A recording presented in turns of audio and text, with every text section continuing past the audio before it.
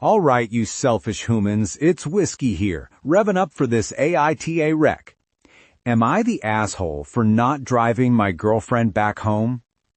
I'm 30 male and my girlfriend is 27 female. She's always been a little accident-prone with driving, usually like one small thing a year, sometimes her fault, sometimes not, but nothing major.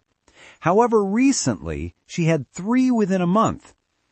Last month, she had a fender bender and it already shook her confidence a bit. Then a couple days ago, she had a really rough day. In the morning, on her way to work, she got into another small accident. Someone stopped fast and she tapped them. No injuries, but she was upset and embarrassed. She told her boss since she was late and a few coworkers saw her arrive flustered. Then after work, she called me again, sounding panicked. She said she had another accident. This time she hit her boss's car while pulling out of the lot. It wasn't a huge crash, but enough that people heard the noise and came outside, including some coworkers. She said she wanted to crawl into a hole from the embarrassment.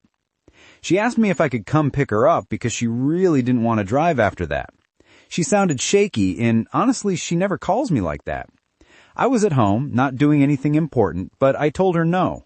I said she's a grown woman and she's handled stuff like this before. I said I didn't see why she couldn't deal with it again.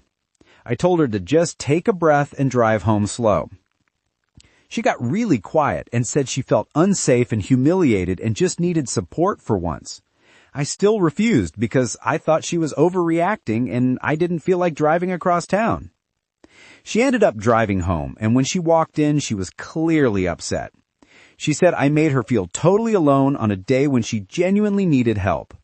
I told her I'm not her personal rescue service and she shouldn't rely on me for every problem. Now she's barely speaking to me.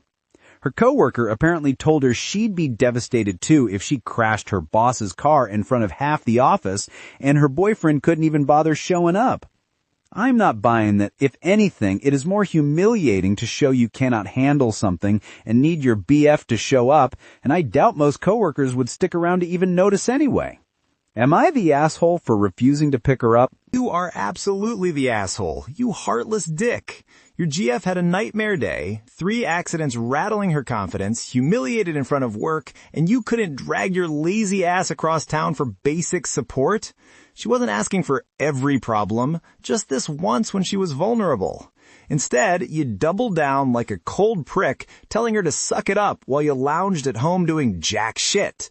That's not a partner, that's a selfish jerk who treats emotional pleas like annoyances. And your excuse about it being more humiliating if you showed up?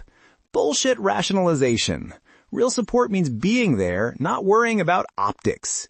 You prioritize your convenience over her safety and feelings, making her feel totally isolated. Grow up, apologize, or watch her drive away for good. 'Cause assholes like you don't deserve a second chance. Now fix that car before I crash your ego. Here is another gem for you feral humans. AITA for locking my bedroom door after my roommate kept going to my stuff even after I asked her not to do that. I, F27, share and a pat with my roomie, Jaska, F25.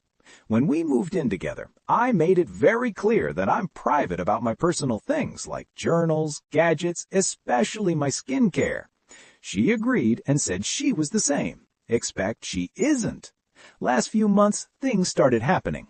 My makeup would be moved around, my chargers kept disappearing. She even borrowed the dress my mom gave before she passed and put it back in my closet with wrinkles and a man's perfume smell. My skincare was used way faster than I could ever used it. I confronted her kind and nicely, and at first she denied everything. Then I caught her literally in my room when she thought I was at work. She laughed at me and said, "Girl, chill, we're roomies, it's shared stuff." I said, "No, it is not."